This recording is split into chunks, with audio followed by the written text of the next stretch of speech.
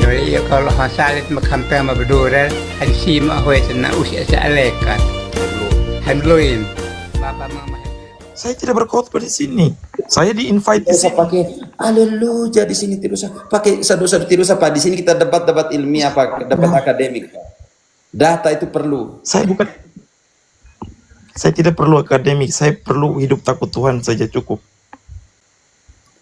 Pak, hati-hati dengan Hidup Anda doktrin. penuh dengan Doktrin akademik, penuh dengan menyelamatkan filsafat, orang. penuh dengan semuanya. Tapi hidup Pak, apa Anda itu? tidak takut Tuhan. Tidak hidup kudus, tidak hidup benar di hadapan Tuhan. Apakah akademik Anda? Apakah filsafat Anda? Apakah teologi Anda bermanfaat di hadapan Tuhan? Itu Pak, sementara khotbah kita dengar supaya. Penyair kita biarkan Pak Aryo khotbah. Tadi data biblis tidak pernah Bukan disebutkan. seperti itu, Pak. Tadi saya di sini bukan datang untuk buat rekoleksi atau retret Pak. Saya juga tidak bikin retret di sini. Saya di-invite di sini. Saya di-invite di sini untuk minimal berdiskusi, begini, Pak bukan Pendeta, untuk Pak berdebat. Pendeta. Minimal Diskusi begini, tadi, diskusi kan perlu data Pak. Ya. Oh silakan Aristoteles. Minimal begini Pak Pendeta. Pak Pendeta harus membantah dengan ayat juga. Ada tesis dan ada antitesisnya Pak Pendeta, biar diskusinya itu berjalan. Tidak semua itu harus pakai data atau ayat. Sola Scriptura Hidup hancur kata dia. benar, hidup takut Tuhan itu adalah kuncinya. Makanya tadi saya beritahu bahwa Roma 12 ayat 1 dan 2 itu tolong dijelaskan itu. Apa maksudnya itu? Tolong dibaca Roma 1:2. Tadi kita omong tentang imamat, tentang penyembahan. Ya tentang penyembahan, makanya saya bawa Roma 12 ayat 1 dan 2. Silakan baca Roma 1 dan 2. Karena itu saudara-saudara, oleh kemurahan Allah aku menasihatkan kamu supaya kamu mempersembahkan tubuhmu sebagai persembahan yang hidup, yang kudus, dan berkenan kepada Allah. Itulah agama yang sejati.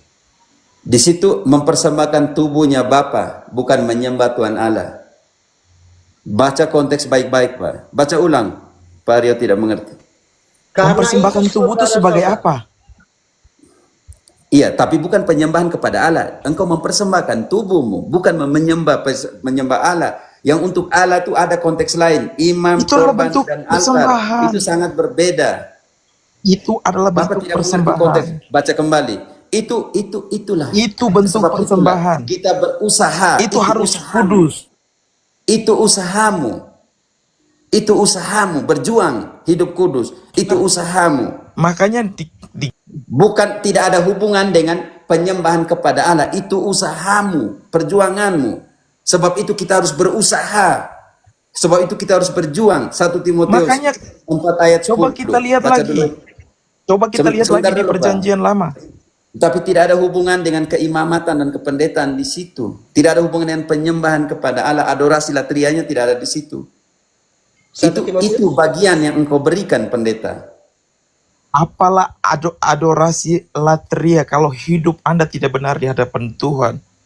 Hidup Anda tidak kudus di hadapan kita Tuhan. bukan buat refleksi Makanya Aristoteles. Saya datang tubuh sini itu bukan harus untuk kudus refleksi dulu. refleksi hidup seperti ini, Pak. Iya. Atau tidak tahu di katekis Kita mau ini berbicara diskusi tentang kebenaran. refleksi Kita hidup bukan atau bagaimana? berdebat Pendeta. tentang Pak Pendeta tidak punya otoritas untuk menentukan benar dan tidak benar ya Paman. Dosa orang di sini ya Paman. Kita di sini saya diskusi. tidak Ya. menentukan benar dan salah. Saya berbicara Tadi dari sebelumnya kan Pak Pendeta sudah perspektif. mengatakan demikian. Betul, serius, setuju itu saya. Maksudnya begini Pak Pendeta. Pak Pendeta itu harus ngomong bukan berdasarkan tafsir pribadi. Gitu Pak Pendeta. Dalam konteks kekatolikan Pak Pendeta, supaya kita harus tahu, itu sangat memegang teguh yang namanya 1 Timotius bab 4 ayat 16 itu. Awasilah dirimu sendiri dan ajaranmu. Bertekadlah. Tadi dari awal kan saya sudah bilang saya tidak berbicara dalam konteksnya Katolik, saya berbicara dalam konteksnya. Kita omong dalam konteks kitab Ya suci. tadi kan dari awal kan sudah saya jelaskan. Bapak, satunya Bapak mengorbankan dirimu. Yang dibacakan oleh katekis itu penting sekali. Nah, sekarang pertanyaan saya, Bapak diselamatkan hanya karena iman?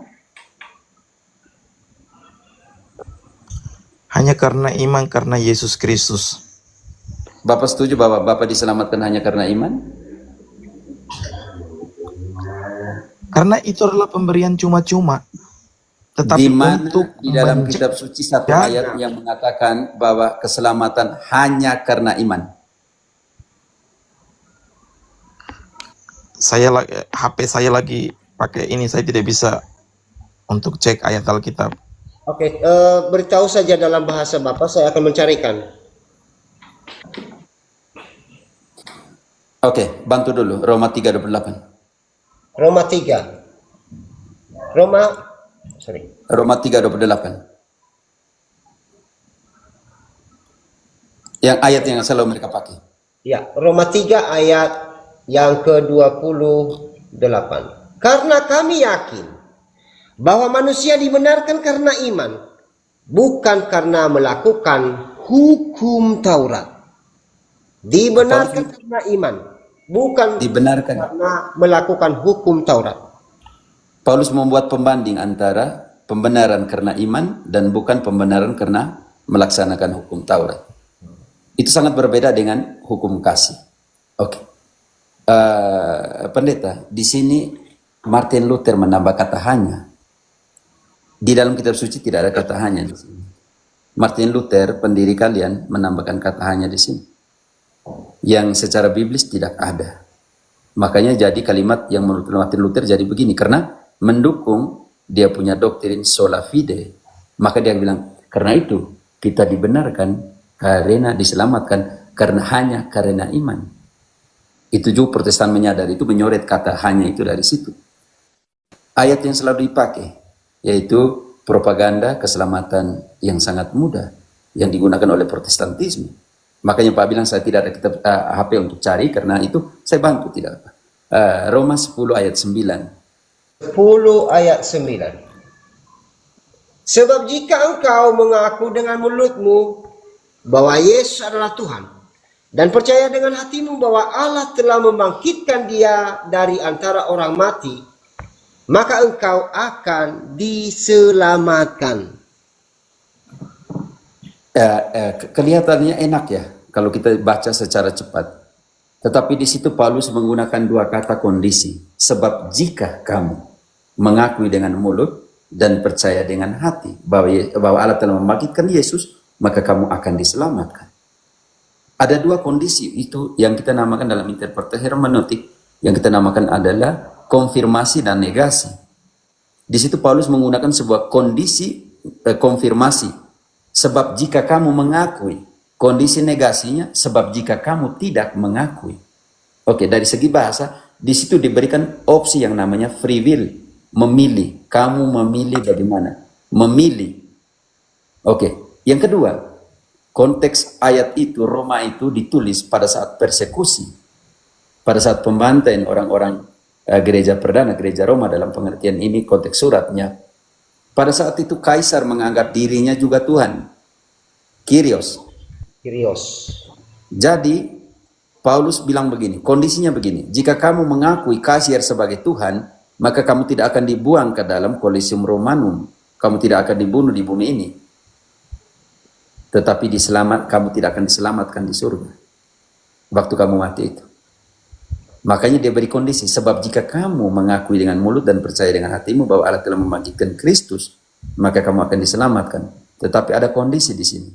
Kalau kamu pilih Kristus sebagai Tuhan. Gereja Katolik, selamat.